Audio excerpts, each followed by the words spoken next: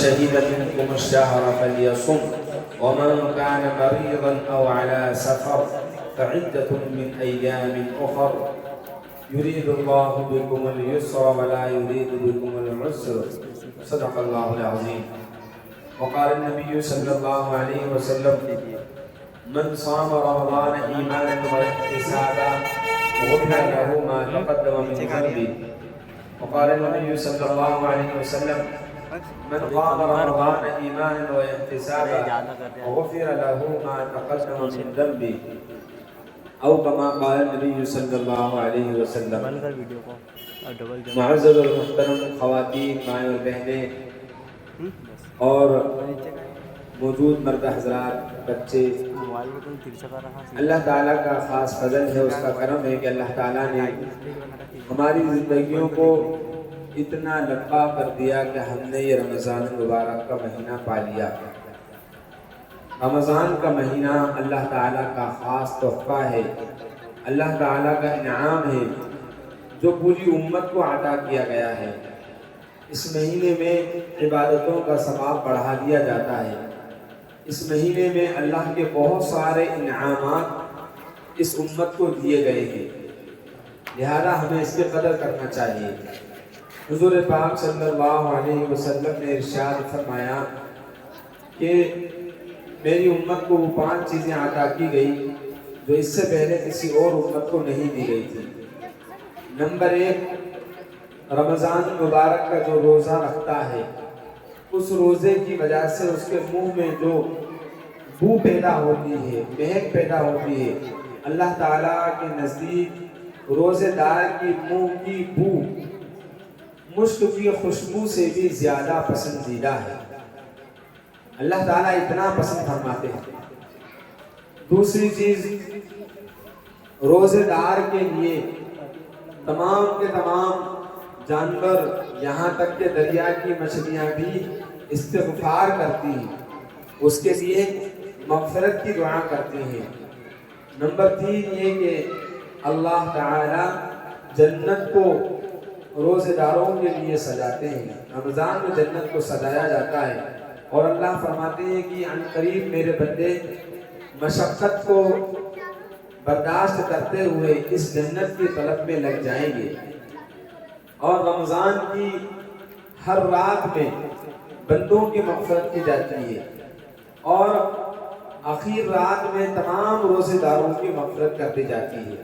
صحابہ نے پوچھا یا رسول اللہ، کیا رمضان کی آخر رات میں جس میں تمام روزے داروں کی مغفرت کر دی جاتی ہے یہ شب قدر ہے؟ اللہ کے رسول صلی اللہ علیہ وسلم نے ارشاد فرمایا یہ شب قدر نہیں ہے، شب قدر کا ثواب الگ ہے، لیکن فرمایا انما یوفى العامل یوجب عامل، کہ جو کام کرنے والا مزدور ہوتا ہے ضابطہ یہ ہے کہ مزدوری پوری ہونے کے بعد اس کو مزدوری کا بدلہ دے دیا جاتا ہے. تو جب رمضان مبارک مکمل ہوتا ہے اور رمضان کی آخری رات ہوتی ہے تو اللہ تعالیٰ تمام روزے داروں کی بخشش فرما دیتے ہیں.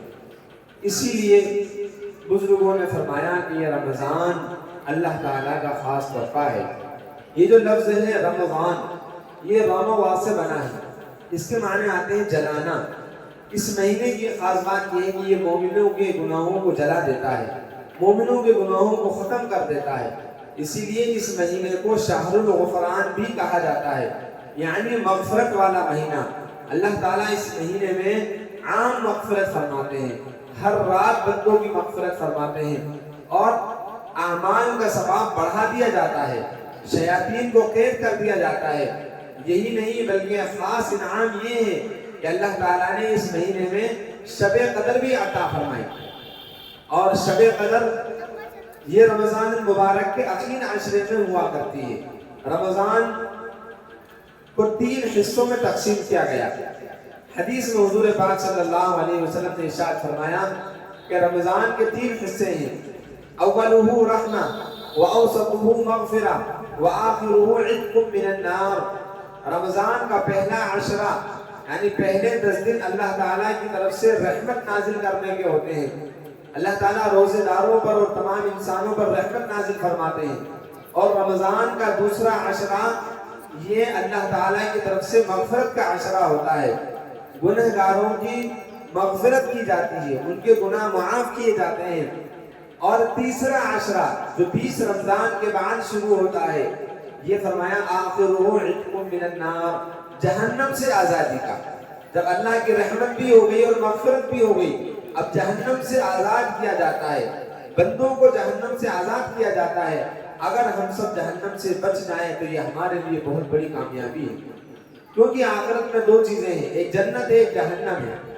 قرآن پاک کے اندر اللہ تعالیٰ نے ارشاد فرمایا فَمَنْ زُحْزِحَ عَنِ النَّارِ وَأُدْخِلَ الْجَنَّةَ فَقَدْ فَازَ، کہ جس کو جہنم سے بچا لیا گیا اور جنت میں داخل کر دیا گیا، وہی اصلاً کامیاب ہے، وہی حقیقی کامیاب ہے، اور اس کی کامیابی ہی اصلی کامیابی ہے۔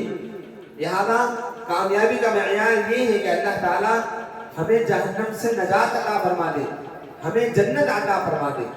کامیابی کا معیار ہم نے بھی بنا رکھا ہے، مال و دولت کو، پیسے کو اور عہدوں کو، گھر مکان کو، لیکن اللہ تعالیٰ نے قرآن پاک میں ارشاد فرمایا کہ کامیاب تو وہ ہے جو جہنم سے نجات پا جائے اور جنت میں داخلہ کر دیا جائے۔ تو مائیں اور بہنیں، یہ مہینہ اللہ تعالیٰ کا انعام ہے۔ اس مہینے کے بارے میں حضور پاک صلی اللہ علیہ وسلم نے یوں ارشاد فرمایا کہ جو شخص اس مہینے میں ایمان کی حالت میں، یعنی اللہ پر یقین کرتے ہوئے اور ثواب کی امید کے ساتھ روزہ رکھتا ہے، بندہ ہو چاہے بندی ہو، فرمایا اللہ تعالیٰ اس کے اگلے پچھلے تمام گناہوں کو معاف فرما دیتے ہیں۔ اور جو بندہ یا بندی رات میں قیام کرتے ہیں، تراویح میں کھڑے ہوتے ہیں، اللہ تعالیٰ ان کی بھی تمام گناہ معاف فرما دیتے ہیں۔ اور نسائی شریف کی ایک روایت ہے جس میں ارشاد فرمایا کہ جو دن میں روزہ رکھتا ہے، رات میں تراویح پڑھتا ہے، تو اللہ تعالیٰ اس کو ایسا گناہوں سے پاک صاف فرما دیتے ہیں جیسا کہ وہ آج اپنی ماں کی پیٹ سے پیدا ہوا، یعنی گناہوں کا نام و نشان باقی نہیں رہتا۔ اس لیے میری مائیں اور بہنیں، اس مہینے کی ہمیں قدر کرنا ہے، خوب قدر کرنا ہے، عبادتوں کے ذریعے سے قدر کرنا ہے، اعمال کے ذریعے سے قدر کرنا ہے، ایک لمحہ بھی ضائع نہ ہونے پائے۔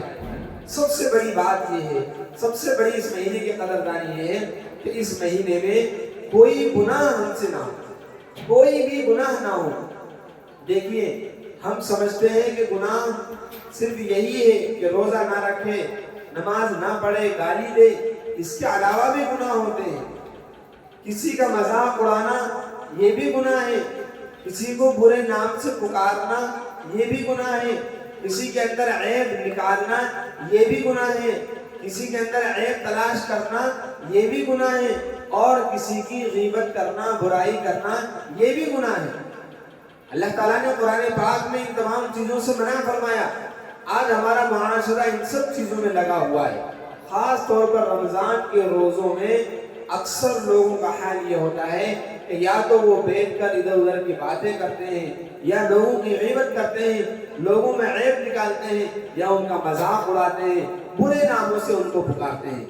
یاد رکھیے، قرآن پاک کے 26ویں پارے میں سورہ حجرات کے دوسرے رکوع میں اللہ تعالیٰ نے ارشاد فرمایا یا ایھا الذین آمنوا لا يسخر قوم من قوم عسى ان يكونوا خيرا منهم ولا نساء من نساء عسى ان يكن خيرا منهن ولا تلمزوا انفسكم ولا تنابزوا بالالقاب بئس الاسم الفسوق بعد الايمان ومن لم يتب فاولئك هم الظالمون۔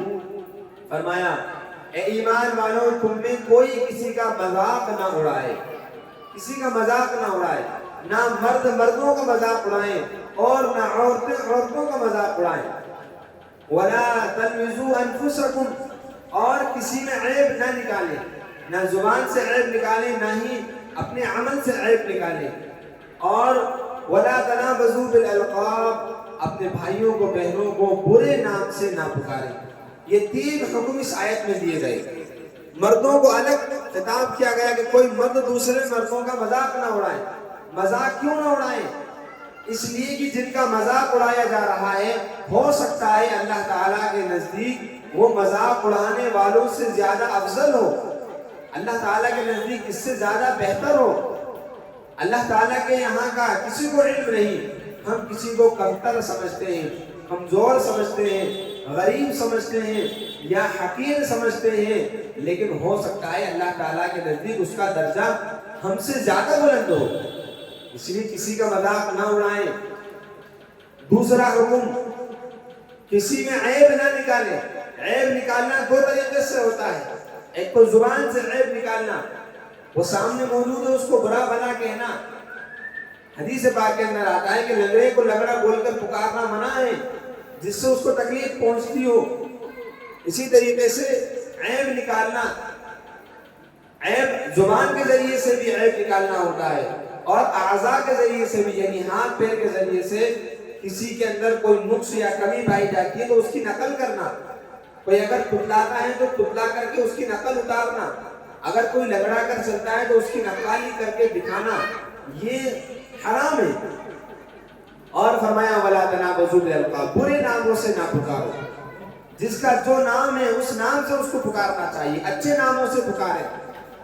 سنت یہ ہے کہ جس کا جو سب سے خوبصورت اور بہتر نام ہو اس نام سے اس کو پکارا جائے۔ آج ہمارا معاشرہ برائیوں میں مبتلا ہے، بچوں کے بھی نام بگاڑے جاتے ہیں، بڑوں کے بھی نام بگاڑے جاتے ہیں، عورتوں کے بھی نام بگاڑے جاتے ہیں، اور ایسے ایسے ناموں سے ان کو پکارا جاتا ہے جس سے ان کو برا لگتا ہے۔ یہ گناہ ہے۔ بئس الاسم الفسوق بعد الایمان، ایمان کے بعد تو گناہ کا نام ہی برا ہے، گناہ ہونا ہی نہیں چاہیے۔ پھر رمضان میں تو بالکل بھی گناہ نہیں ہونا چاہیے، یہ سب گناہ کے کام ہیں۔ اگر یہ کام رمضان میں ہوں گے تو جیسے نیکیوں کا ثواب بڑھ جاتا ہے تو گناہوں کا وبال بھی بڑھ جاتا ہے، گناہوں کا وبال بھی بڑھ جاتا ہے۔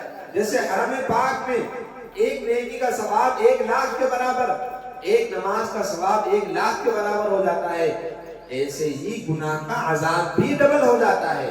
ایک گناہ کا وبال 1,00,000 گناہ کے برابر ہوتا ہے۔ اس لیے ہم یہ نہ سمجھیں کہ رمضان میں صرف نیکیوں کا ثواب بڑھے گا، نہیں، اگر نیکیوں کا ثواب بڑھ رہا ہے تو گناہوں کا وبال بھی بڑھ جائے گا۔ لہذا گناہوں سے اپنے آپ کو بچائیں۔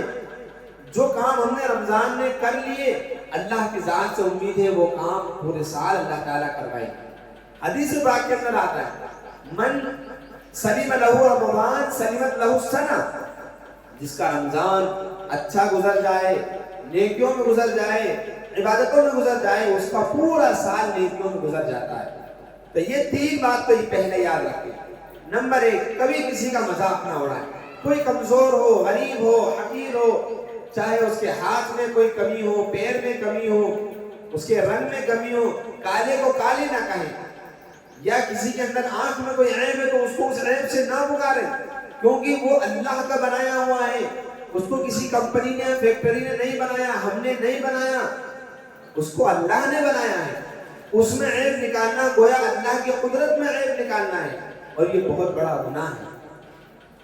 عورتوں میں بھی یہ بات بہت پائی جاتی ہے، اس لیے قرآن نے الگ سے کہا وَلَا نِسَاءٌ مِّن نِسَاءٍ، کوئی عورتیں دوسری عورتوں کا مذاق نہ اڑائیں۔ عَسَىٰ أَن يَكُنَّ خَيْرًا مِّنْهُنَّ، ہو سکتا ہے جن کا مذاق اڑایا جا رہا ہے یہ مذاق اڑانے والی عورتوں سے بہتر ہو اللہ تعالیٰ کے نزدیک۔ اور ان کے پاس مال نہیں ہے، ان کے پاس عہدہ نہیں ہے، ان کے گھر مکان پکے نہیں ہیں، لیکن ان کا دل اگر صاف ہے، یہ نیک لوگ ہیں، تو اللہ تعالیٰ کو یہی پسند ہے۔ حدیث پاک کے اندر آتا ہے ان اللہ لا ينظر الى صورکم، اللہ تعالیٰ تمہاری صورتوں کو نہیں دیکھتے، ولا الى اجسامکم، تمہارے جسموں کو بھی نہیں دیکھتے، ولکن ينظر الى قلوبکم، اللہ تعالیٰ تمہارے دلوں کو دیکھتے ہیں۔ دل میں تقوی ہونا چاہیے، دل میں اللہ کی محبت ہونا چاہیے، دل میں مسلمان کی محبت ہونا چاہیے، دل میں پڑوسی کی محبت ہونا چاہیے، شوہر کی محبت ہونا چاہیے، ساس کی محبت ہونا چاہیے، سسر کی محبت ہونا چاہیے، بھائیوں کی اور بہنوں کی محبت ہونا چاہیے۔ اپنے دلوں سے نفرت کو نکال دو، نفرت کسی کے لیے بھی نہیں، نفرت اچھی چیز نہیں ہے، دشمن کے لیے بھی نفرت نہ رکھیں۔ اللہ کے رسول صلی اللہ علیہ وسلم کسی سے نفرت نہیں کیا کرتے۔ جنتیوں کی خصوصیت ہے، جنتی آدمی کسی سے برائی نہیں رکھتا، نہ جنتی آدمی کسی سے کینہ کرتا ہے، نہ کسی کی برائی دل میں رکھتا ہے۔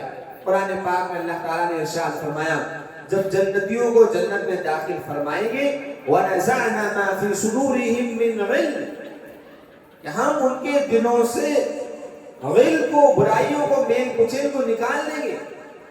جب جنتی جنت میں داخل ہو گیا حدیث پاک کے اندر آتا ہے ان کو ایک چشمے سے پانی پلایا جائے گا. جب وہ پانی پئیں گے تو ان کے دل بالکل صاف ستھرے ہو جائیں گے. تو دلوں کو صاف ستھرا رکھنا یہ بھی عبادت ہے. لہذا رمضان میں ان برے کاموں سے اپنے آپ کو بچائیں, پوری زندگی اپنے آپ کو ان کاموں سے بچائیں.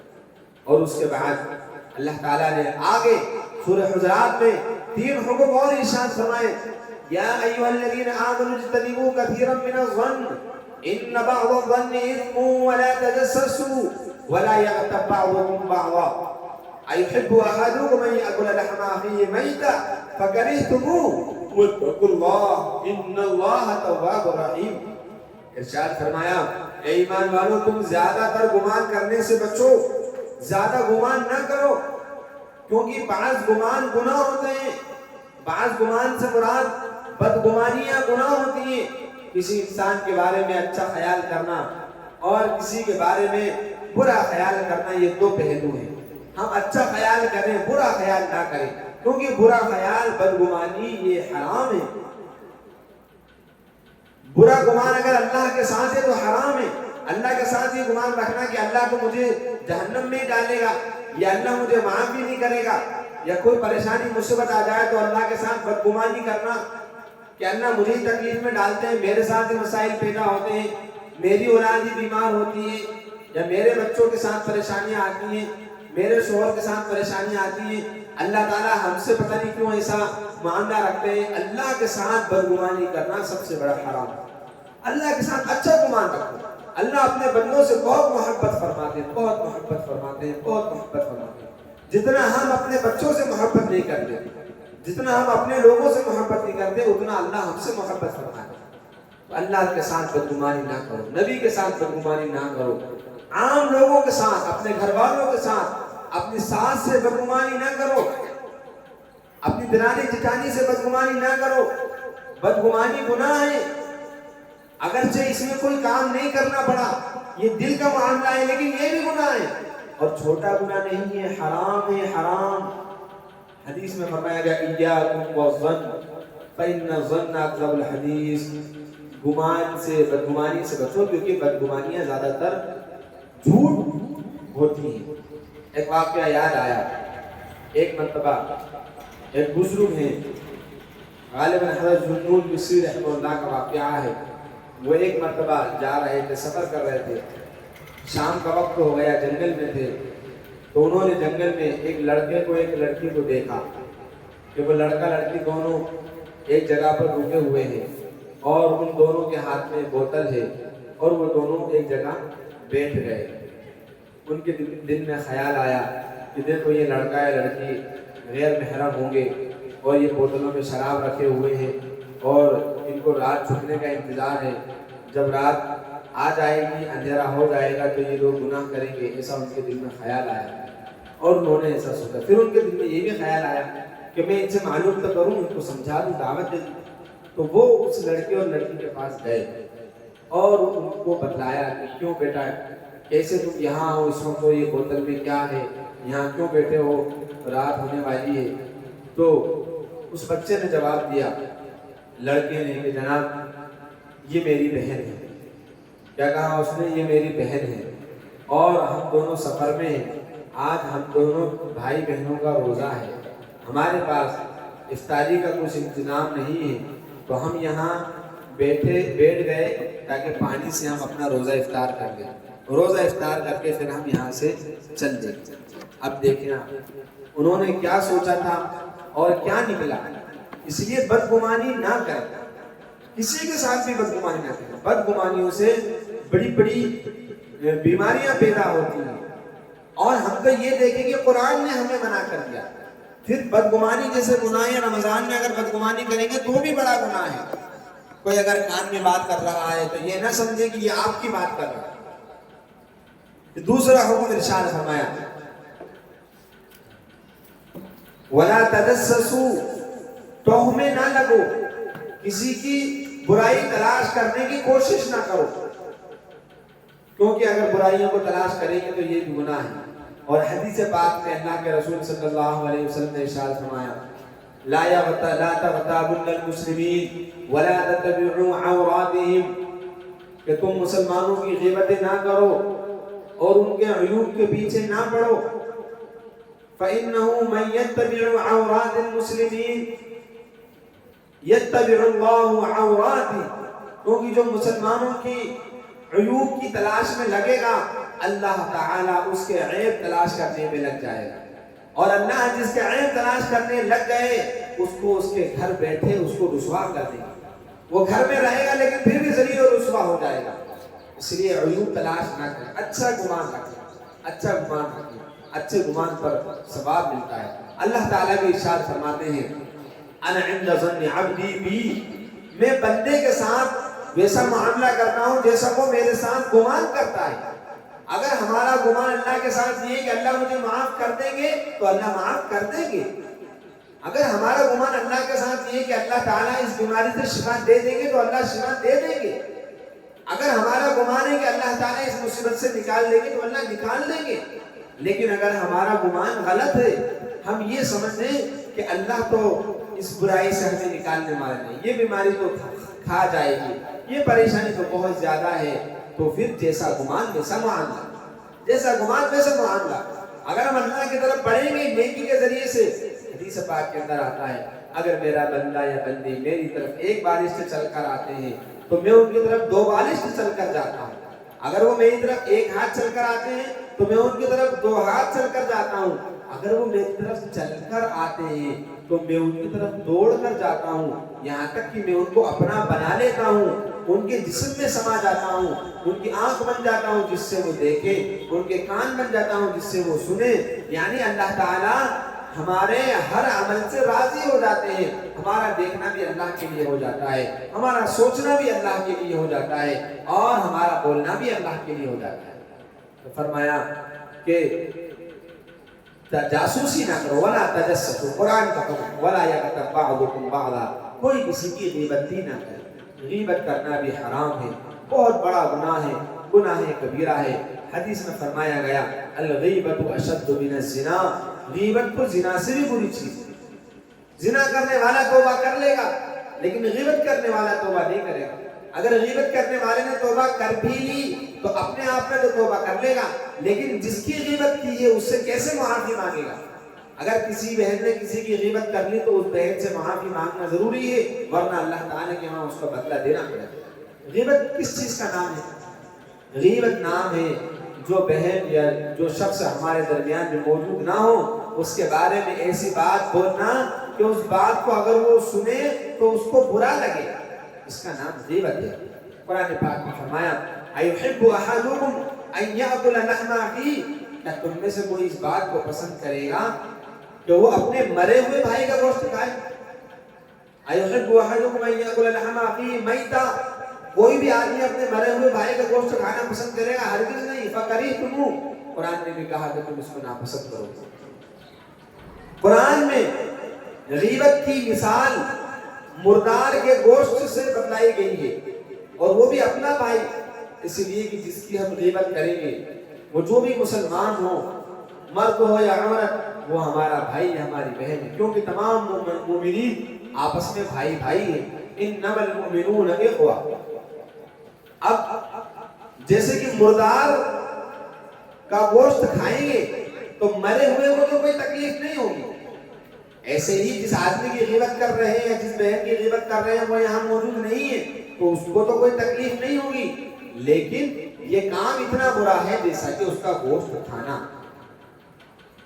اور شب معراج میں حضور پاک صلی اللہ علیہ وسلم تشریف لے گئے، اللہ تعالیٰ نے آپ کو جنت دکھلائی، جہنم دکھلایا، وہیں پر حضرت جبرائیل علیہ السلام لے کر گئے تو جہنم میں نبی پاک صلی اللہ علیہ وسلم نے کچھ لوگوں کو دیکھا جن کے ناخن تانبے کے تھے اور وہ ناخن سے اپنے چہرے کا گوشت نوچ رہے ہیں، چہرے کا گوشت نکال کر اس کو کھا رہے ہیں۔ حضور پاک صلی اللہ علیہ وسلم نے پوچھا جبرائیل یہ کیا ماجرا ہے، یہ کون لوگ ہیں اور یہ سزا کیوں دی جا رہی ہے؟ حضرت جبریل علیہ السلام نے فرمایا پیارے نبی صلی اللہ علیہ وسلم یہ آپ کی امت کے وہ لوگ ہیں، وہ عورتیں اور وہ مرد ہیں جو دوسروں کی غیبت کیا کرتے ہیں۔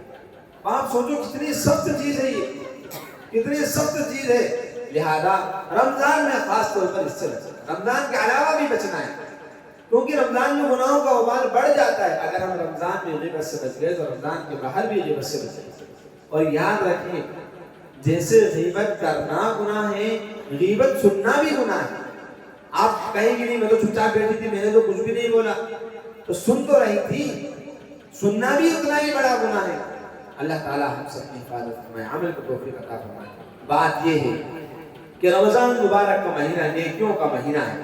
حدیث میں حضور پاک صلی اللہ علیہ وسلم نے ارشاد فرمایا شہر مبارک ایسا مہینہ ہے جس میں برکت دے دی گئی، ایسا مہینہ ہے جو صبر کا مہینہ ہے۔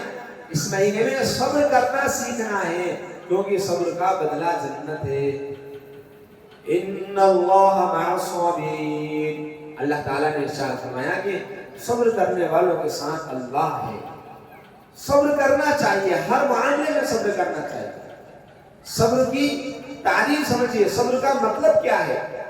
عام طور پر یہ سمجھا جاتا ہے کہ صبر کا مطلب یہ ہے کہ جب کوئی مصیبت پریشانی آ جائے تو اس پر صبر کر لیا جائے اور اپنے آپ کو برداشت، اس مصیبت میں اپنے آپ کو سنبھال لیا جائے، یہ بھی صبر ہے۔ لیکن صبر کا مفہوم اس سے بڑا ہے۔ نیکیوں میں بھی صبر ہوتا ہے، گناہوں میں بھی صبر ہوتا ہے، مصیبتوں میں بھی صبر ہوتا ہے۔ اسی لیے علماء نے لکھا ہے کہ صبر کی 3 قسمیں ہیں۔ نمبر 1 صبر علی الطاعات، نیکیوں پر اپنے آپ کو جمانا، یہ صبر کی پہلی قسم ہے۔ آپ نے ایک دن روزہ رکھا، کمزوری آ گئی، پھر دوسرے دن بھی روزہ رکھا، پھر تیسرے دن بھی روزہ رکھا، یہ صبر ہی ہے کہ جی نہیں چاہتا پھر بھی نیکیوں پر اپنے آپ کو جمائے رکھنا۔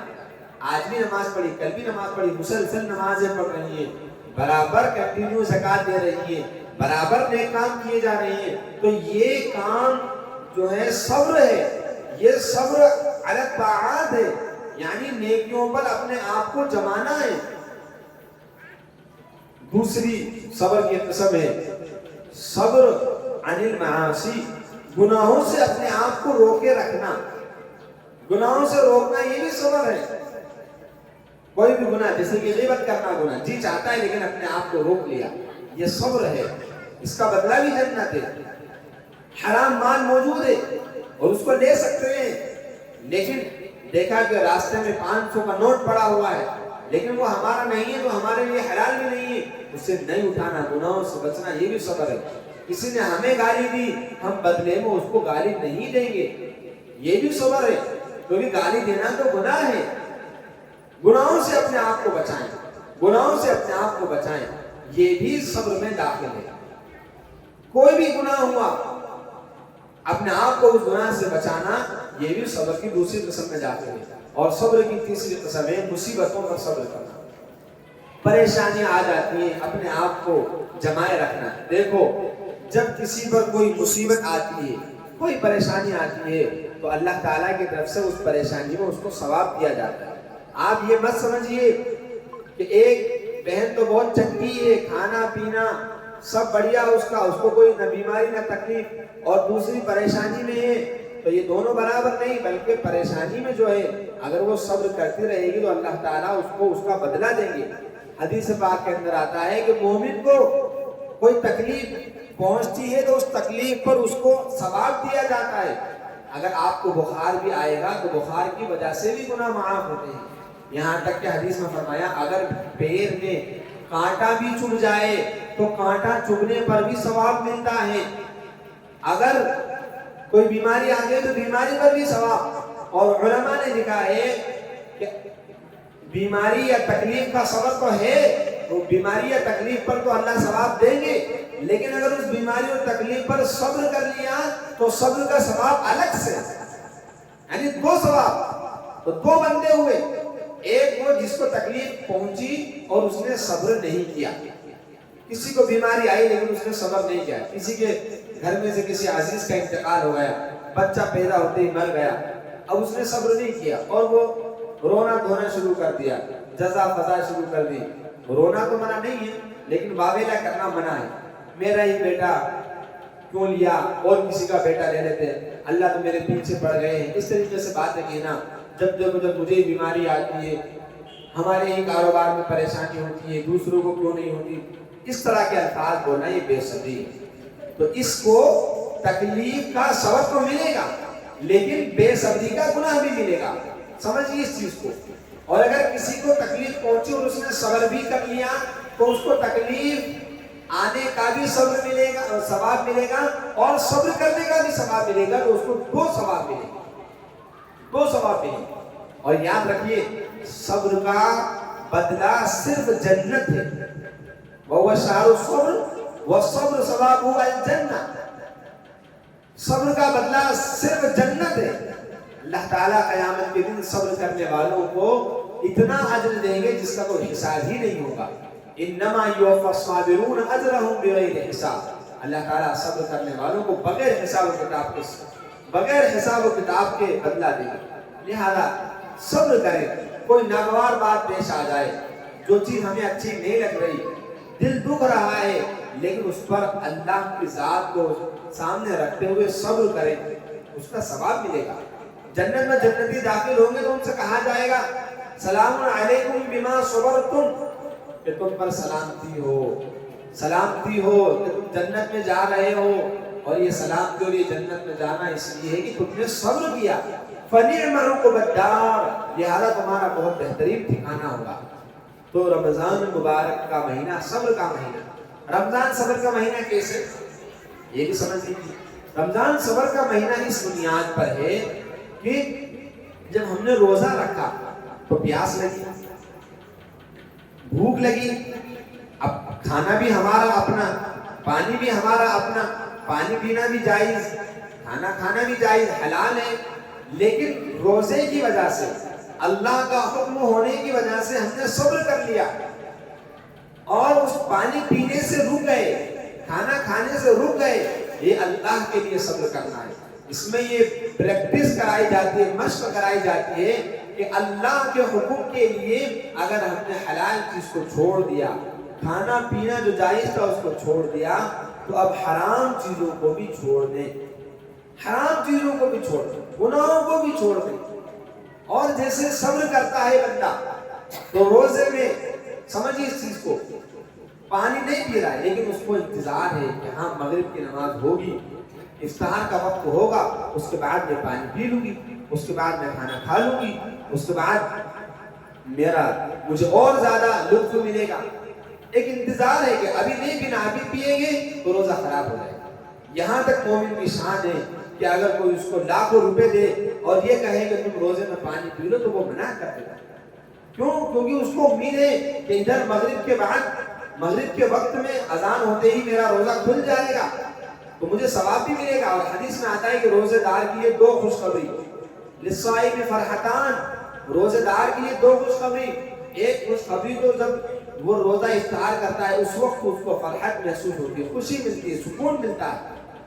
پانی پینا عام دنوں میں پانی اتنا اچھا نہیں لگے گا, لیکن جب روزے کی حالت میں افطار کے وقت پانی پیا جاتا ہے تو اس کی الگ ہی اس کا لطف ہوتا ہے, اس میں الگ ہی اللہ تعالیٰ کی طرف سے ایک ذائقہ ہوتا ہے. اور ایک روزے دار کو خوشی ہوگی اس وقت جب وہ اپنے رب سے ملے گا, اللہ سے ملے گا. وَفَرْحَةٌ عِنْدَ لِقَاءِ رَبِّ, اس وقت اس کو جو ثواب دیا جائے گا, جو بدلہ دیا جائے گا, اس سے وہ بہت خوش ہوگا. تو جیسے سمجھیے اس چیز کو, جیسے ہم دن بھر صبر کرتے ہیں کہ افطار کے وقت ہم کھا لیں گے پی لیں گے, افطار تک صبر کرنے میں مر نہیں جائیں گے, ایسے ہی یہ صبر کرنا ہے کہ زندگی بھر گناہوں سے بچ لو, زندگی ختم ہونے کے بعد قبر میں اور جنت میں اللہ تعالیٰ وہی نعمتیں ہمیں عطا فرما دیں گے. جن چیزوں سے ہم بچ رہے ہیں اللہ ہمیں وہ ساری نعمتیں عطا فرما دیں گے. تو اتنا ہی تو صبر کرنا ہے. لہذا میری مائیں بہنیں, یہ صبر کا مہینہ ہے. مصیبتوں پر بھی صبر کریں. کسی بہن نے گالی دے دی, برا کہہ دیا تو اس کو برا مت کہو, اس پر بھی ثواب ملتا ہے. ایک واقعہ آپ کو بتلاتا ہوں. ایک مرتبہ حدیث پاک کے اندر آتا ہے, حضور پاک صلی اللہ علیہ وسلم موجود, حضرت ابو بکر صدیق رضی اللہ تعالیٰ عنہ موجود, اور ایک شخص نے حضرت ابوبکر صدیق رضی اللہ تعالیٰ عنہ کو گالیاں برا بھلا کہا. حضرت ابوبکر صدیق خاموش رہے. حضور پاک صلی اللہ علیہ وسلم دیکھتے رہے, ہنستے رہے, مسکراتے رہے. پھر اس نے گالی بکی, پھر آپ خاموش رہے. یعنی حضرت ابوبکر صدیق نے گالی برداشت کی, سن لیا. حضور مسکراتے رہے, دیکھتے رہے, پھر اس نے گالی بکی. تو پھر حضرت ابوبکر صدیق کو بھی غصہ آ گیا اور انہوں نے بھی بدلے میں اس کو جیسا اس نے بولا تھا ویسا اس کو بول دیا, جواب دے دیا. اب تک خاموش تھے, اب جواب دے دیا. تو حضور پاک صلی اللہ علیہ وسلم وہاں سے چلے گئے. جب حضرت ابوبکر صدیق نے دیکھا کہ حضور تو چلے گئے تو وہ بھی فوراً وہاں سے گئے اور حضور سے پوچھا, یا رسول اللہ صلی اللہ علیہ وسلم, آپ بھی پڑھیں صلی اللہ علیہ وسلم, کہ جب ہم یہاں جب میں خاموش تھا تو آپ دیکھ رہے تھے, مسکرا رہے تھے, اور جب میں نے اس کو جواب دیا تو آپ چلے گئے. اللہ کے رسول صلی اللہ علیہ وسلم نے ارشاد فرمایا, ابو بکر جب تک تم خاموش تھے تو تمہاری طرف سے ایک فرشتہ جواب دے رہا تھا اور تمہاری نیکیاں بھی لکھی جا رہی تھی, اور جب تم نے جواب دینا شروع کر دیا تو وہ فرشتہ چلا گیا تو میں بھی آ گیا. لہذا مائیں اور بہنیں, اگر کوئی پڑوسن ہمیں برا کہے, کوئی ہماری اور بھی کوئی ہمیں برا کہے, تو ضروری نہیں اس کا جواب دیا جائے, بلکہ حدیث میں فرمایا گیا کہ برائی کرنے والے کا جواب بھلائی سے دو. صل من قطع, جو آپ سے رشتہ داری توڑے آپ اس سے جوڑو. واعف عن من ظلمک, جو ظلم کرے اس کو معاف کر دو. واحسن الی من اساء الیک, اور جو آپ کے ساتھ برائی کرے آپ اس کے ساتھ اچھائی کا معاملہ کرو. پھر دیکھو کیسے وہ آپ کی بہت جلد دوست بن جائے گی. عورتوں میں برائی کی صفت ہے عیب نکالنا. یہاں تک فرمایا حدیث میں, ولا تحقرن شیئا, یعنی کوئی بھی پڑوسن اپنے پڑوسن کو حقیر نہ سمجھے, چھوٹی سی چھوٹی چیز کو بھی حقیر نہ سمجھے. تو کسی اگر کوئی بری بات ہم سے کہے تو اس کا جواب نہ دیں. خاص طور پر روزے میں, مائیں اور بہنوں, روزے میں حضور پاک صلی اللہ علیہ وسلم نے ارشاد فرمایا, کہا کہ روزے دار جو ہوتا ہے وہ برائیوں سے رکتا ہے. روزے دار اپنے رب کے لیے کھانا پینا چھوڑ دیتا ہے, شہوتوں کو چھوڑ دیتا ہے. پھر فرمایا کہ جس کا روزہ ہو وہ گناہوں سے بچے, وہ گناہوں سے بچے. اگر کوئی اس کو گالی دے, فَإِنْ سَابَهُ أَحَدٌ فَلْيَقُلْ إِنِّي امْرُؤٌ صَائِمٌ, اگر روزے کی حالت میں آپ کو گالی دے, برا بھلا کہے, تو آپ اس سے یوں کہہ دو کہ بھائی یا بہن میرا تو روزہ ہے, تم گالی مت لو, میں تو گالی نہیں, میں برا بھلا نہیں کروں, کیونکہ اس سے آپ کا روزہ خراب ہو جائے. اگر وہ جہالت پر ہے تو آپ کو جہالت پر نہیں کرنا ہے, آپ کو سمجھدار بننا ہے. اگر یہ اخلاق ہوں گے تو یہی اخلاق بچوں میں منتقل ہوں گے, وہ بچوں کے بچوں میں منتقل ہوں گے. ہمارا معاشرہ ایک بااخلاق معاشرہ بنے گا. تو یہ رمضان کا مہینہ صبر کا مہینہ ہے, یہ غمخواری کا مہینہ ہے. اس میں جو غریب لوگ ہیں, جو مجبور ہیں, پریشان حال ہیں, ان کی بھی ہمیں فکر کرنا ہے. رمضان کا ایک مقصد یہ بھی ہے کہ جب بندہ بھوکا رہتا ہے تو اس کو احساس ہوتا ہے کہ بھوک کی طلب کیا ہوتی ہے, پیاس کی طلب کیا ہوتی ہے. میرے پاس تو کھانا ہے, جب چاہتی ہوں جب کھا لیتی ہوں. لیکن جو بندے بندیاں ایسے ہیں جن کے پاس کھانا ہی نہیں, وہ 2-2 دن 4-4 دن کھانے کے لیے ترس رہے ہیں, تو پھر ہمیں چاہیے کہ ہم ان کا احساس کریں کہ دیکھو بھوک میں کیسی پریشانی ہوتی ہے. تو ہمارا کوئی پڑوسی بھوکا نہ رہے, کوئی رشتہ دار بھوکا نہ رہے. اگر کوئی بیمار ہے, اس کے پاس علاج کے پیسے نہیں اور اللہ نے آپ کو نوازا ہے تو اس کو دے دیں, کیونکہ اصل مال تو وہی ہے جو آپ اللہ کے راستے میں خرچ کر دیں. ورنہ جو کھا لیا وہ ختم ہو جائے گا, جو پہن لیا وہ ختم ہو جائے گا, لیکن جو خرچ کر دیا ہے نیک کاموں میں, کسی کی مدد میں, مسجد میں, بھلائی کے کاموں میں, وہ اللہ کے بینک میں اسٹور ہو جائے گا, جمع ہو جائے گا, اور ایسا جمع ہوگا کہ اللہ تعالیٰ اس کو کئی گنا بڑھا کر عطا فرمائیں گے, کئی گنا, 700 گنا تک. اس لیے خرچ کرنے کی عادت ڈالیں, خرچ کیا کریں, نیک کاموں میں خرچ کریں. ہم نے کپڑوں پر, لتوں پر, ٹائلز پر, مکانوں پر, گاڑیوں پر, گھوڑوں پر بے شمار خرچ کیا, اور اللہ نے دیا تو خرچ کر سکتے ہیں جائز حدوں میں رہتے ہوئے, مسئلہ نہیں. لیکن ہم اپنے خرچ میں اپنے غریبوں کو بھی یاد رکھیں. غریبوں سے اللہ کے رسول صلی اللہ علیہ وسلم نے محبت کی ہے. غریب اگر کوئی مالدار بنائے تو اس کو بھی اللہ نے مالدار بنایا ہے, کوئی غریب ہے تو اس کو بھی اللہ نے یہ غریب بنایا ہے, اور مالدار کو حکم دیا ہے کہ تمہارا غریب بھائی ہے, تمہاری غریب بہن ہے, اس کی مدد کرو. دیکھو روزے افطاری کا بڑا ثواب اسی لیے رکھا گیا. فرمایا جو کسی ایک روزے دار کو افطار کرا دے تو اللہ تعالیٰ اس روزے دار کو جو ثواب ملائے وہی ثواب اس روزے افطار کرانے والے کو بھی دیں گے، اور روزے دار کے ثواب میں کوئی کمی نہیں آئے گی، اللہ کا فضل اور اس کا انعام ہے۔ صحابہ نے پوچھا کہ ہمارے پاس اتنا تو نہیں کہ ہم روزے دار کو افطار کرائیں، پہلے حالات بہت کمزور تھے، آج تو اللہ نے سب کچھ نواز دیا، روزانہ گوشت کھا رہے ہیں، کبھی پائے آ رہے ہیں، کبھی جو ہے اچھے اچھے پکوان بن رہے ہیں، اللہ نے نواز دیا۔ تو پوچھا کہ حضور ہمارے پاس تو اتنا کچھ نہیں، فرمایا ایک پانی کا گھونٹ پلا دو، کسی کو ایک کھجور کھلا دو، اس پر بھی اللہ وہی ثواب عطا فرمائے گا۔ اور فرمایا اگر کسی روزے دار کو پیٹ بھر کھلا دیا، یعنی اس کو جتنی ضرورت تھی اتنا کھلا دیا، فرمایا اللہ تعالیٰ قیامت کے دن میری حوض سے یعنی حوض کوثر سے اس کو ایسا پانی پلائیں گے کہ کبھی اس کو پیاس نہیں لگے۔ یہ کتنا بڑا انعام ہے، چھوٹے چھوٹے کاموں پر کتنا کتنا بڑا اجر دیا گیا ہے، یہ سب اس ماہ مبارک کی برکت سے۔ میری مائیں اور بہنیں، جتنا بولا جائے اتنا کم ہے، حاصل یہ ہے کہ اس مہینے کی قدر کرنا ہے۔ دو بات اور آپ کے سامنے رکھنا ہے، اس کے بعد بات ختم کرنا ہے۔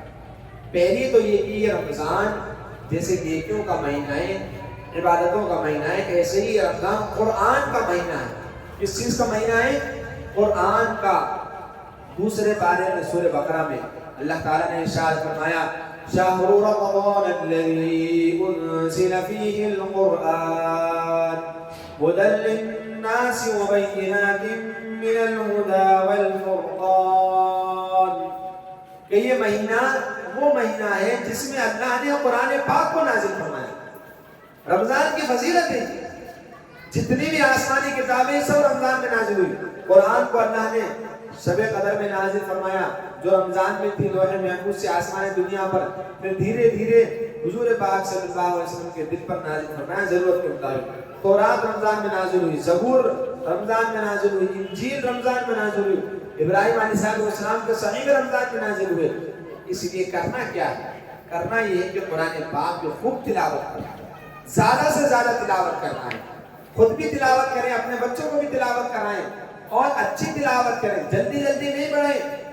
3 قرآن کرنا ہے، 5 قرآن، خوب قرآن پڑھیں، لیکن ایسا پڑھیں کہ اللہ کو پسند آ جائے، اچھی آواز میں، اچھے لہجے میں پڑھیں، تجوید کی رعایت کے ساتھ پڑھیں، بچوں کو بھی قرآن پڑھوائیں۔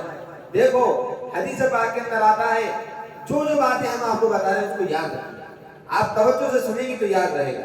فرمایا الصیام والقرآن یشفعان، روزہ اور قرآن یہ 2 چیزیں ایسی ہیں جو قیامت کے دن سفارش کریں گی، اور کوئی عمل سفارش نہیں کرے گا۔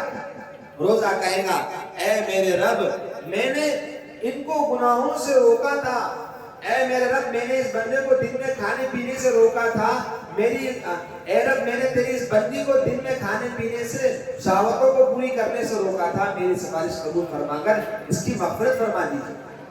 دوسری طرف قرآن کہے گا اے میرے رب میں نے اس بندے کو اس بندی کو رات میں سونے سے روکا تھا۔ اب دیکھو تراویح کا زمانہ ہے، آپ رات میں کھڑی ہوتی ہیں، تراویح پڑھتی ہیں، 20 رکعت تراویح پڑھنا ہے، ایک تراویح بھی نہ چھوڑے، ایک تراویح بھی نہیں چھوڑنا چاہیے۔ اس میں قرآن پڑھتے، سورہ فاتحہ، کوئی سورت جو یاد ہے وہ پڑھ رہے ہیں، یہ قرآن پڑھنا ہے۔ تو قیامت کے دن قرآن کہے گا کہ میں نے اس کو راتوں میں سونے سے روکا، اس نے مجھے پڑھا، اے میرے رب میری سفارش قبول فرما کر اس کی بخشش فرما دیجیے۔ حدیث پاک کے اندر آتا ہے روزے کی سفارش کو قبول کی جائے گی اور قرآن کی سفارش کو قبول کی جائے گی، اور اس بندے بندی کی مغفرت کر دی جائے گی۔ اتنی بڑی بات ہے۔ رات میں ٹی وی دیکھ رہے ہیں، موبائل چلا رہے ہیں، گپ شپ چل رہی ہے، گپے سپے مار رہے ہیں، تو اس سے تھوڑی سفارش ہوگی، یہ تو وبال بنے گا۔ ٹی ویوں کو چھوڑ دیں، ٹی ویوں کو طلاق دے دیں، سیریلوں کو دیکھنا بند کر دیں، قرآن کو دے کے ثواب ملے گا۔ قرآن کو پڑھنا ثواب، قرآن کو دیکھنا ثواب، قرآن کو چھونا ثواب، قرآن کو نماز میں پڑھنا اور زیادہ ثواب، باوضو پڑھنا بھی ثواب۔ حدیث پاک کے اندر آتا ہے کہ من قرأ حرفا بکتاب اللہ تعالی فلہ حسنہ والحسنۃ بعشر امثالها، کہ جو قرآن پڑھے گا تو فرمایا قرآن پاک کے ایک حرف پر ایک نیکی ملے گی، ایک حرف پر ایک نیکی، اور ایک نیکی 10 نیکی کے برابر، والحسنۃ بعشر امثالها، ایک نیکی 10 نیکی کے برابر. فرمایا میں یہ نہیں کہتا کہ الف لام میم ایک حرف ہے. لا اقول الف لام میم حرف ولكن الف حرف ولام حرف ومیم حرف. الف لام میم آپ نے پڑھا تو الف کا 10 نیکی الگ، لام کی 10 نیکی الگ، میم کی 10 نیکی الگ، یہ 30 نیکی ہوگی. رمضان میں اور اضافہ ہو جائے گا. فرمایا ان لكل شيء شرفا يتباهون به.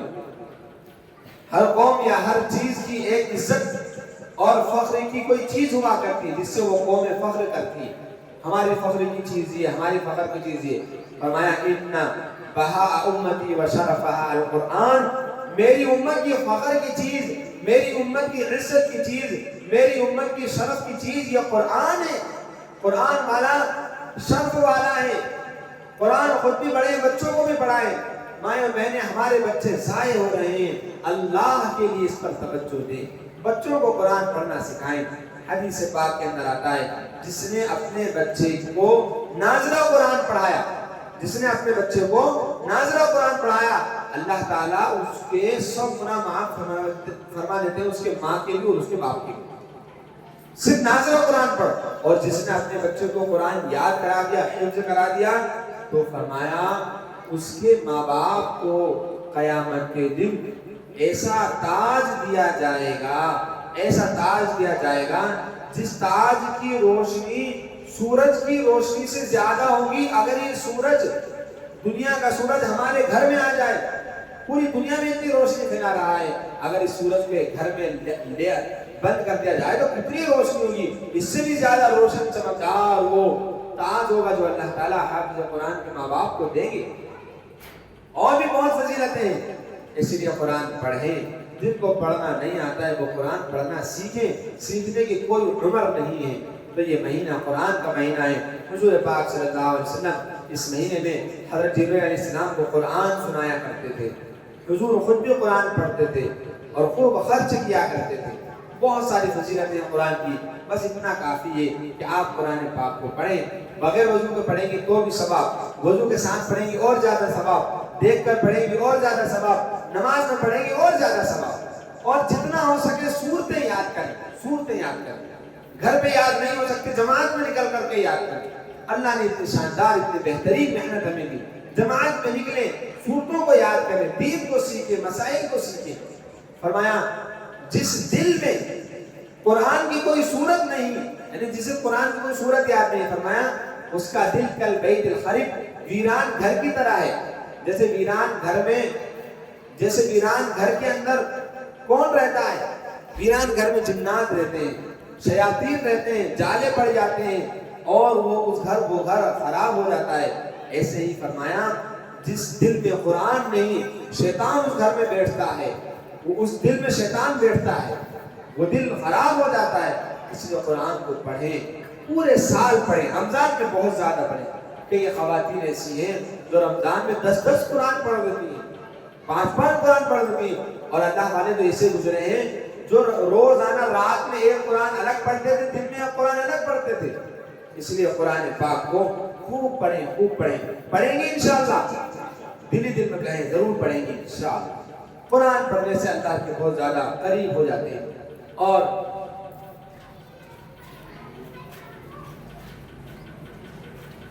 آخری چیز یہ ہے رمضان کے تعلق سے کہ رمضان کا جو اخیر اشرا ہے ماں اور بہنیں، بہت قیمتی، بہت قیمتی. یہ ویسے بھی قیمتی ہے کیونکہ رمضان کا اشرا ہے، اور اس لیے بھی قیمتی ہے کہ اللہ تعالیٰ رمضان کے اخیر عشرے میں شب قدر کی رات دیتے ہیں. اور شب قدر کی رات بہت افضل ہے. شب قدر یا تو 21 میں یا 23 میں یا 25 میں یا 27 میں یا 29 میں پائی جاتی ہے. اس رات میں اگر ایک نماز پڑھ لی، ایک رات اگر عبادت میں گزار دی تو 83 سال 4 مہینے سے زیادہ کا زمانہ عبادت میں گزارتے ہی کو سمجھا. اگر 10 راتیں ہماری زندگی میں شب قدر کی آ گئی تو 830 سال اور اس سے بھی زیادہ کا ثواب ہمیں ملے. قرآن کا بیان ہے. قرآن میں کہا إِنَّا أَنزَلْنَاهُ فِي لَيْلَةِ الْقَدْرِ وَمَا أَدْرَاكَ مَا لَيْلَةُ الْقَدْرِ لیلۃ القدر خیر من الف شہر، فرمایا ہم نے اس قرآن پاک کو شب قدر میں نازل کیا، اور یہ شب قدر کیا ہے آپ کو کچھ خبر ہے؟ فرمایا شب قدر ایسی رات ہے جو 1000 مہینوں سے افضل ہے، 1000 دنوں سے نہیں، 1000 راتوں سے نہیں، 1000 مہینوں سے زیادہ۔ 1000 مہینے تو پکے، اور زیادہ کی تعداد کسی کو نہیں پتا۔ 1000 مہینوں کو جوڑیں گے تو 83 سال اور 4 مہینے بنتے ہیں۔ آج کل تو 83 سال کی عمر ہی نہیں ہوتی۔ اب سوال آپ کو یہ ہوگا کہ شب قدر کو کیسے ڈھونڈیں، کہاں ڈھونڈیں؟ کہیں بھی نہیں جانا ڈھونڈنے کے لیے، آپ کے گھر میں شب قدر آئے گی، اور اس کو کیسے تلاش کرنا ہے؟ یہ ہے کہ رمضان کے آخر عشرے میں عبادت کریں، مغرب کی نماز، عشاء کی نماز نہ چھوڑیں، جو ہو سکے تلاوت کریں، فجر کی نماز نہ چھوڑیں، تہجد کی نماز پڑھیں، اور سب سے بہتر بات یہ ہے کہ اعتکاف کریں۔ اعتکاف کرنا بہت آسان ہے۔ حضور پاک صلی اللہ علیہ وسلم پوری زندگی آخر عشرے کا اعتکاف فرماتے تھے، اللہ ماشاءاللہ کبھی کبھار نہ ہو، آخر عشرے کا اعتکاف شب قدر کے لیے۔ آپ کے ساتھ آپ کی بیویاں بھی اعتکاف فرماتی تھی، ازواج مطہرات نے بھی اعتکاف کیا۔ مرد تو مسجد میں اعتکاف کر لیتے ہیں، آپ مردوں کو بھی ابھاریں تاکہ پورا سال تو نکال دیا کھانے کمانے میں، پورے سال سے تو ادھر ادھر گھوم رہے ہو، بھٹک رہے ہو، دکان کے چکر، گھر کے چکر، مارکیٹ کے چکر، رشتہ داریوں کے چکر، کہاں 10 دن اللہ کے چکر میں لگا دو، 10 دن اللہ کے لیے پڑھ جاؤ، مسجد میں جاؤ، ہمیں تم سے کچھ نہیں چاہیے، 10 دن مسجد میں جاؤ، آنا ہی مت، عید کے دن ہمیں منہ دکھانا، جب عید کا چاند دیکھیں گے تب ہم تمہارا بھی چہرہ چاند کی طرح دیکھ لیں گے۔ جب عید کا چاند دکھتا ہے تب جو ہے اعتکاف والا مسجد سے نکلتا ہے، اعتکاف والا گناہوں سے محفوظ ہو جاتا ہے۔ حدیث میں آتا ہے اگر ایک دن کا کسی نے اعتکاف کیا تو اللہ تعالیٰ اس ایک دن کے اعتکاف کی وجہ سے اس کے اور جہنم کے بیچ میں 3 خندقیں آڑ کر دیتے ہیں، 3 خندقوں کو بیچ میں لے آتے ہیں جن کی لمبائی چوڑائی زمین اور آسمان کے برابر، یعنی جہنم سے اس کی دوری ہو جاتی ہے۔ اور جو بھی کام ہم روزانہ کیا کرتے تھے اگر اعتکاف کی وجہ سے وہ کام نہیں کر پاتے ہیں تو ان تمام کاموں کا ثواب بھی ملتا ہے۔ جیسے کہ اعتکاف میں نہیں تھے تو لوگوں کو افطار کرا دیا کرتے تھے، اعتکاف میں نہیں تھے تو بیمار کی خبر لے لیا کرتے تھے، یا اعتکاف میں نہیں تھے تو کسی کی مدد کرتے تھے، کسی کا بوجھ اٹھا دیتے۔ اب اعتکاف میں بیٹھ گئے تو گھر سے نہیں نکل سکتے یا مسجد سے نہیں نکل سکتے، فرمایا ان تمام نیک کاموں کا ثواب ملے گا۔ اعتکاف والا جنازے میں نہیں جا سکتا تو اس کو جنازے میں جانے کا ثواب مسجد میں مل جائے گا۔ اب سوال یہ ہے کہ ہماری مائیں اور بہنیں کیسے اعتکاف کریں؟ ہم نے اس سے پہلے والے بیان میں بھی کہا تھا کہ گھر کی ایک مسجد بناؤ، گھر میں ایک مسجد ہوتی ہے، یعنی مسجد کا مطلب یہ کہ ایک جگہ ہو گھر میں جہاں پہ ہم عبادت کریں، جہاں پہ ہم نماز پڑھیں، تلاوت کریں، مصلی بھی وہاں پر ہوں، یہ تمام کی تمام چیزیں، قرآن ہو، دینی کتابیں موجود ہوں۔ اب کوئی ایک کمرہ اس کے لیے خاص کر لیں، اسی کمرے میں رہنا ہے، اس سے باہر نہیں نکلنا ہے۔ ہاں آپ اس سے باہر نکل سکتی ہیں اپنے جو خود کی ضرورت ہے، جیسے کہ استنجا وغیرہ کی ضرورت ہے، اس کے لیے، نہانے کے لیے نہیں نکلنا ہے۔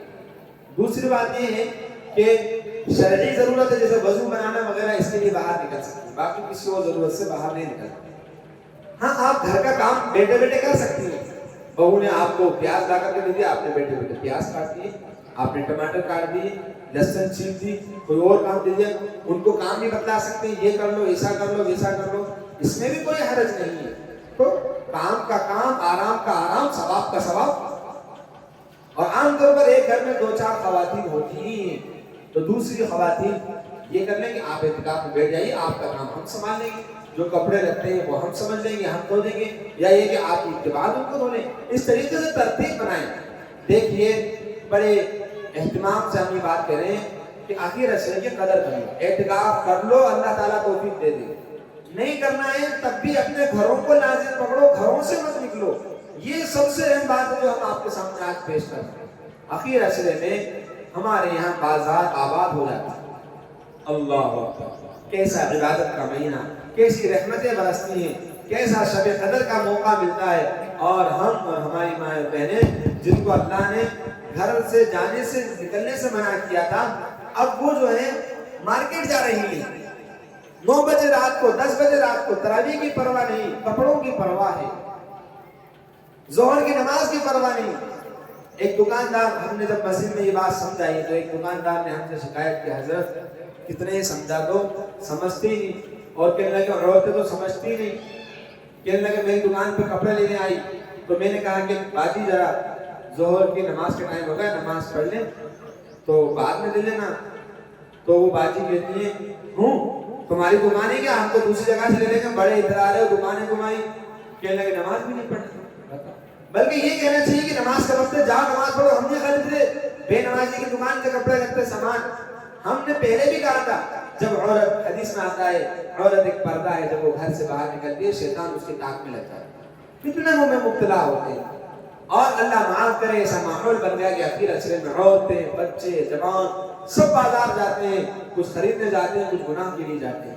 اللہ ہم سب کی حفاظت فرمائے. کیا ہے خریداری کے بغیر زندگی نہیں نکل سکتی ہے. آپ کو جو شوق ہے آپ کے گھر والے کو سامان نہیں لا کے دے سکتے.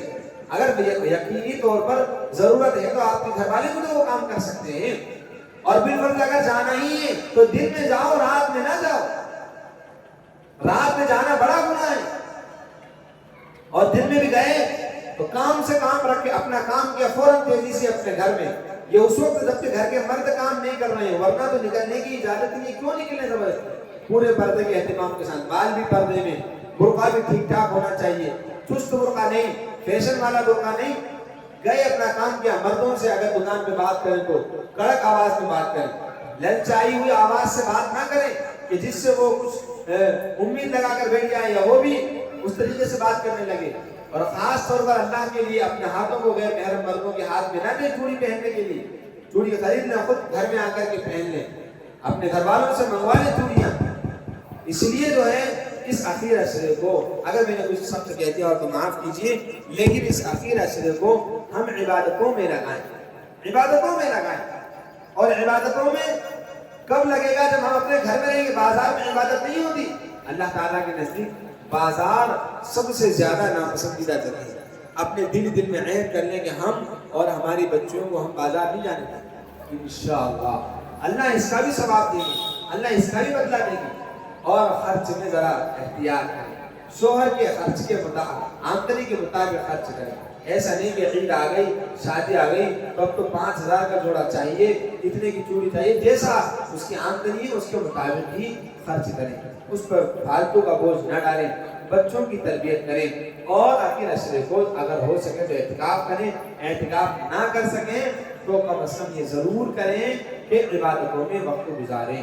نفل نماز پڑھا کریں. دیکھو آپ سب مغرب کی نماز پڑھتی ہو، مغرب کے بعد 2 سنت پڑھتی ہو، 4 نفل کی نیت اور باندھ دو. 2 سنت تو پڑھتی ہو، 2 نفل بھی پڑھتی ہو. کسی سے بات مت کرو، 2 نفل اور پڑھ لو. یہ ہو گئی 6 رکعت. حدیث میں آتا ہے کہ جو مغرب کی نماز کے بعد 6 رکعت پڑھ لیتا ہے اللہ تعالیٰ اس کو 12 سال کی عبادت کا ثواب دیتے ہیں. کتنا؟ 12 سال. معمولی چیز. اگر آپ نے رمضان میں 30 دن تک پڑھ لی تو کتنا ثواب ملے گا. 2 سنت 2 نفل تو پڑھتے ہی، 2 اور ملا لیں. لیکن نماز ایسے نہیں پڑھنا ٹپ ٹپ ٹپ ٹپ، بلکہ سکون سے اطمینان سے اچھا سجدہ، اچھا رکوع، کہیں جانا نہیں ہے. اور اگر ہو سکے تو پھر 2 سنت کو الگ کر کے الگ سے 6 رکعت پڑھ لیں. سمجھ میں آ رہی؟ مغرب کی 3 فرض پڑھ لیے، 2 سنت پڑھ لی، اور اس کے بعد الگ سے 2 نفل 2 نفل 2 نفل. اگر یہ نہیں ہو سکے تو علماء نے تو یہ لکھا ہے کہ یہ بھی کر سکتے ہیں آپ کہ 2 سنت کو ملا کر کے 2 نفل اور 2 نفل اور، تو یہ بھی 6 رکعت ہو گئی. یہ تو عبادتوں کا مہینہ ہے. صبح اٹھ گئے سحری میں تو تہجد کی نماز ضرور پڑھیں. سحری سے پہلے پڑھ لیں یا سحری کے بعد پڑھ لیں. صبح ساجد سے پہلے تہجد کی نماز پڑھ سکتے ہیں. اور جب سو جائیں، جب نیند کھلے تو پہلے اشراق کی نماز پڑھ لیں. اگر تھوڑا لیٹ اٹھنا ہوا تو چاشتی کی نیت سے نیت باندھ لیں. سنتوں کا اہتمام کریں. مسواک کریں. خواتین مسواک نہیں کرتی، مسواک کا بہت ثواب ہے. ایک نماز مسواک کے ذریعے کر کے پڑھیں گی تو 70 نمازوں کے برابر ثواب ملے گا. مرتے وقت کلمہ نصیب ہوتا ہے، منہ کی صفائی ہوتی ہے، رسول اللہ صلی اللہ علیہ وسلم کی سنت ہے. اور بھی بہت سارے فضائل ہیں. تو ماہ بہنیں، خلاصہ یہ نکل رہا ہے کہ یہ ماہ مبارک ہماری زندگی میں آیا ہے، ہمیں اس کی قدر کرنا ہے، گناہوں سے بچنا ہے، قرآن پاک کی تلاوت کرنا ہے، نفلوں کا اہتمام کرنا ہے. جب نفلوں کا کہہ دیا تو فرض کو ضرور پکے میں کرنا ہے. یہ نہیں کہ نفلوں کے پیچھے پڑ گئے فرض غائب ہو گئے، یہ تو بہت غلط بات ہو جائے گی. ہاں پہلے فرض ہیں، اس کے بعد نفل نماز ہے۔ تراویح بھی عام طور پر عورتیں سستیاں کر لیتی ہیں، کسی دن 8 پڑھ لی، کسی دن 4 پڑھ لی، کسی دن پڑھی نہیں، کسی دن 20 پڑھ لی، ایسا نہیں، ہر دن 20 رکعت پڑھا کریں۔ جو تراویح میں کھڑی ہوتی ہے اللہ تعالیٰ اس کے اگلے پچھلے سب گناہ معاف کر دیتے ہیں۔ یہ موسم کبھی کبھی آتے ہیں، یہ زندگی اللہ نے ہمیں دی ہے، یہ زندگی ہر ایک کو نہیں ملتی۔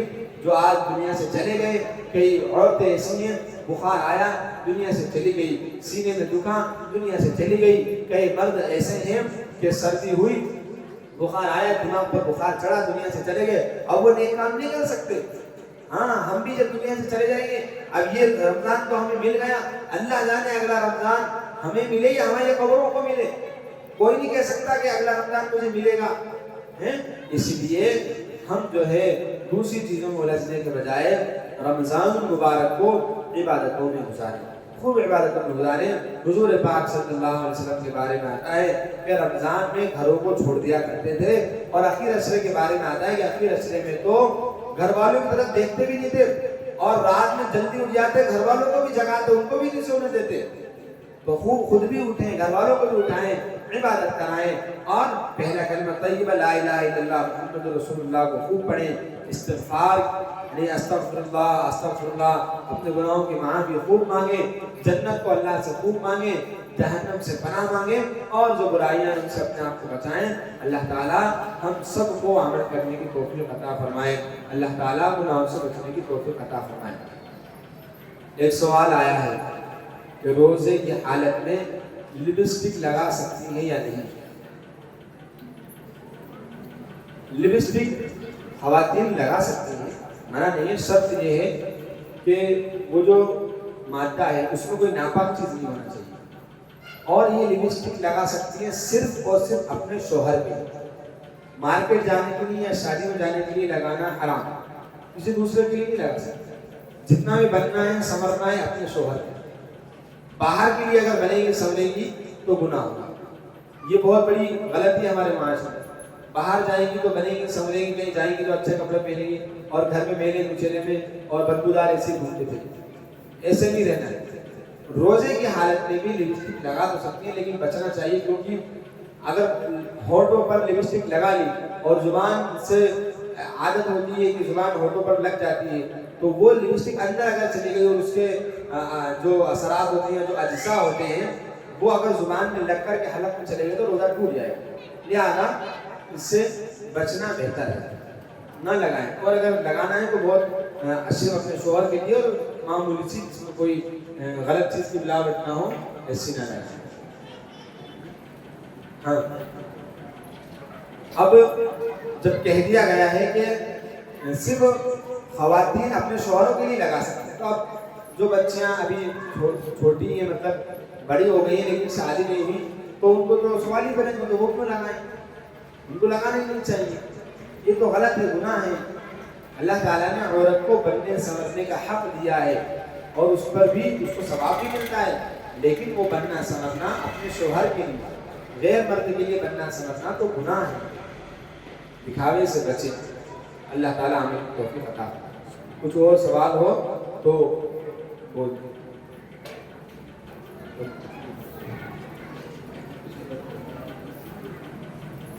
کوئی چھوٹے بچے ہوں اس کے ذریعے سے مسئلے مسائل سیکھ سکتے ہیں۔ خیر اللہ تعالیٰ